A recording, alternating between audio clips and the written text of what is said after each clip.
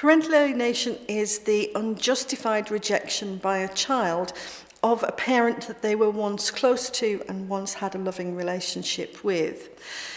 I say it's an unjustified rejection because a child in an alienated state will have been seen to enjoy a relationship with a parent and will suddenly or over a period of time begin to reject and refuse to see that parent.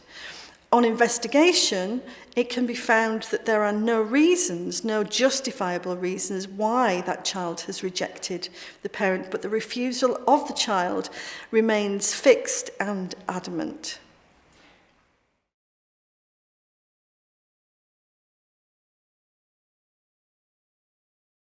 It is relatively easy to spot if you are aware of the signs of alienation. Richard Gardner, who first put together the checklist of 8 symptoms of alienation, was quite clear that a child will behave in particular ways. And if you are aware of those signs, it's relatively easy to spot. For people who are not aware of it, it can suddenly appear as if their child is behaving in very strange ways, as if they've become exceedingly hostile, for example, as if they're almost irrational. I've had parents who have said to me, my child has a mental health problem.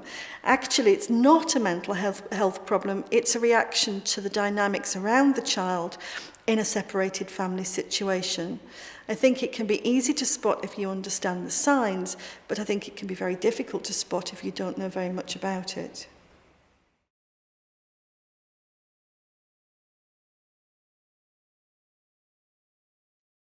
The challenges for the courts in doing something about parental alienation are manifold. We have a problem in that we don't have a uniform understanding of parental alienation in the family courts, and the cases that the family courts are working with are incredibly conflicted where alienation is alleged to have occurred. The court system can quite often be a blunt instrument used to tackle what is actually a finely nuanced reaction in a child.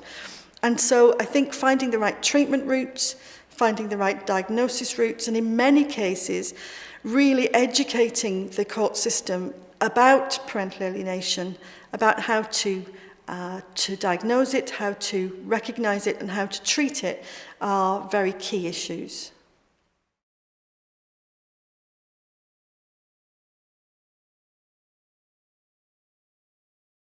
The long-term damage is very worrying, and it's the long-term damage really that underpins my continued drive to develop thinking and research evidence around this issue.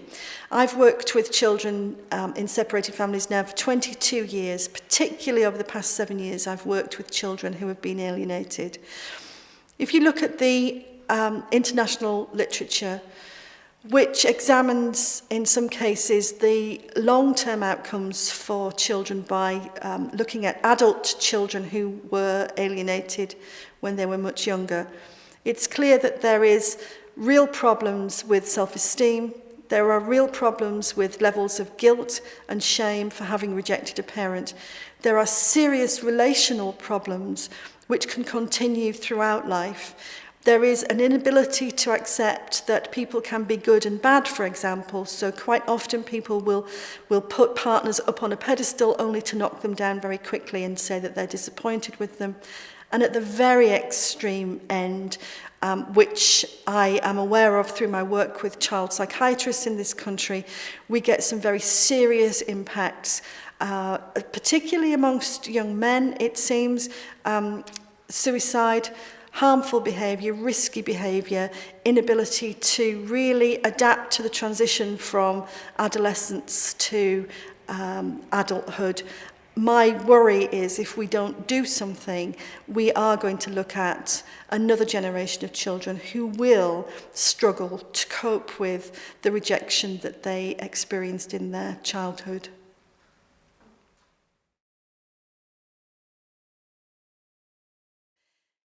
Yes, parental alienation can be undone, and I've worked with cases, families where mild alienation can be reversed, and I've worked with families where very severe alienation has been entrenched over a number of years, where we've actually put together a treatment route and reversed it. The key issue for me is not whether alienation can be reversed. It's whether or not we can get enough services to prevent it before it starts, which is by far the best remedy, or whether we can convene enough family services to help a family where alienation has been present in a child to reconfigure the dynamics so that it doesn't return.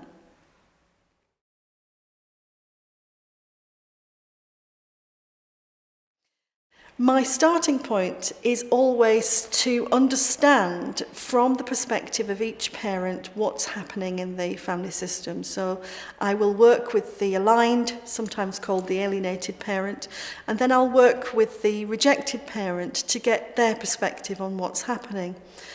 Then I'll also work with the child, and my key focus always is to understand from the child's perspective, what is it like to live in this family situation? What has gone wrong? What are the pressures that have caused me to reject? What are the behaviours that are contributing to my fixed position? So my starting point is the parents, but always from the perspective of the well-being of the child.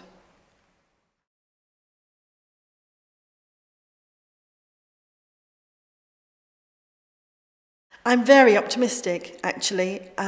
When I first started 5 years ago, it felt like a very, very big mountain to climb.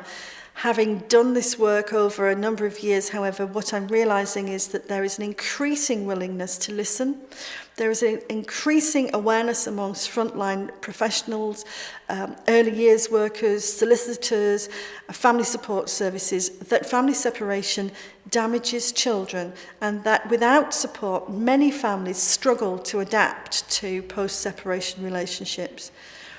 Just accepting that family separation can create difficulties for families, I think, is a huge stride forward.